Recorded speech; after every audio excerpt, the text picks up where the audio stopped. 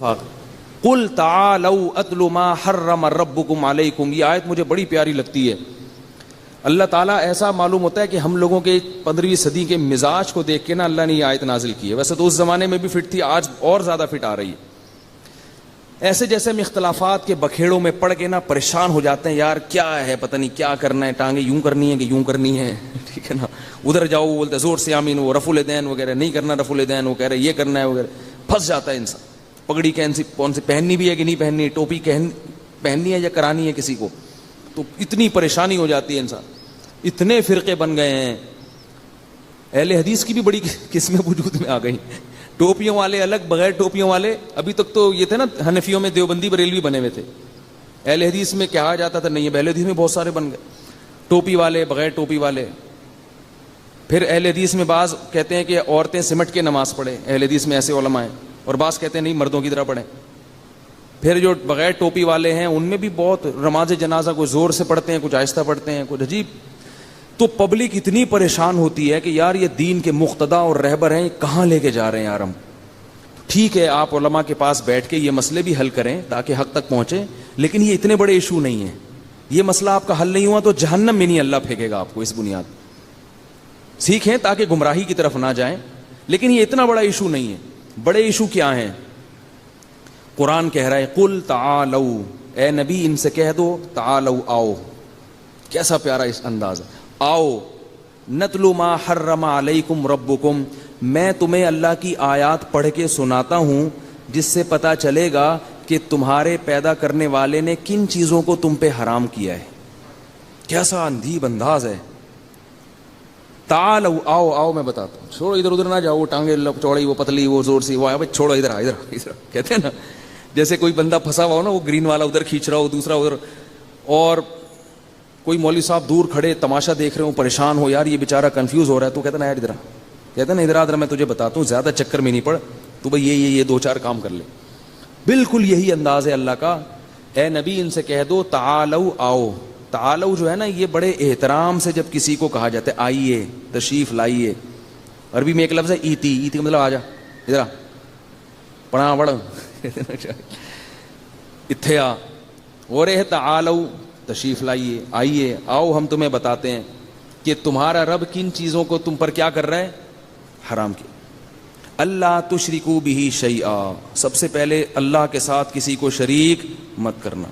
یا اللہ مدد چلے گا, یا رسول اللہ مدد قبول نہیں ہے, نہیں ہے. بس چھوڑ دو اپنے مولوی لوگ جو تمہیں کہہ رہے ہیں نا یا رسول اللہ مدد ہونا چاہیے, ان کے فلانے مہاجر مکی نے لکھ دیا تو فلاں نے لکھ دیا. وہ ہمارے اکابر نے لکھا ہے. مشکل کشا اس معنی میں نہیں لکھا مشکل کشا کہ اللہ نے ان کو اختیارات دیے ہیں. مشکل کشا اس کو بھی کہہ دیا جاتا ہے بعض دفعہ کہ وہ آپ کی کوئی مشکل بیٹھ کے حل کر دے, اور اس لفظ کو پکڑ کے بیٹھ کے کہ حاجی امداد اللہ مہاجر نبی مکی نے بھی مشکل کشا لکھا ہے.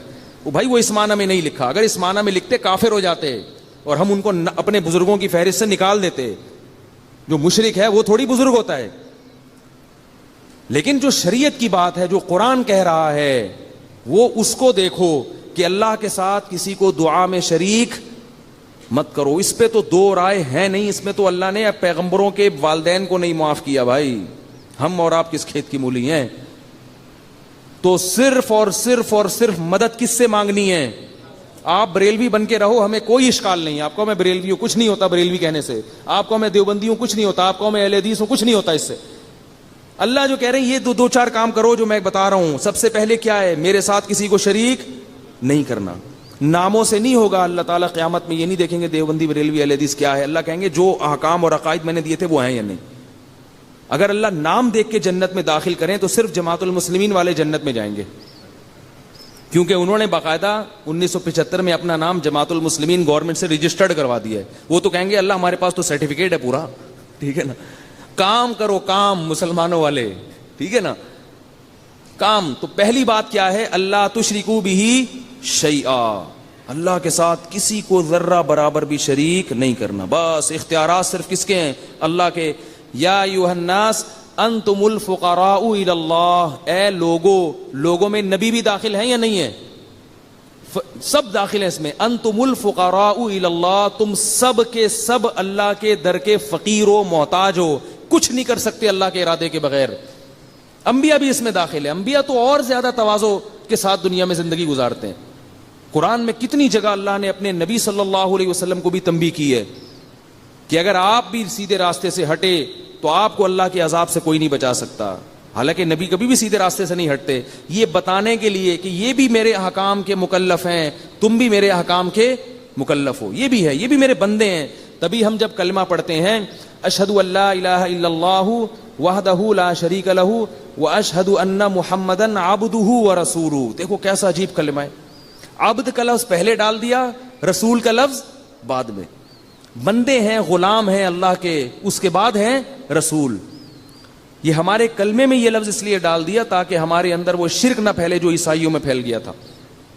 اور آگے فرمایا وَلَا تُشْرِكُوا بِهِ شَيْئًا وَبِالْوَالِدَيْنِ إِحْسَانًا. اور دوسرا حکم کیا دیا, والدین کے ساتھ اچھا سلوک. الہی تیری خاطر ہو, الہی تیری خاطر ہو, میرا جینا میرا مرنا الہی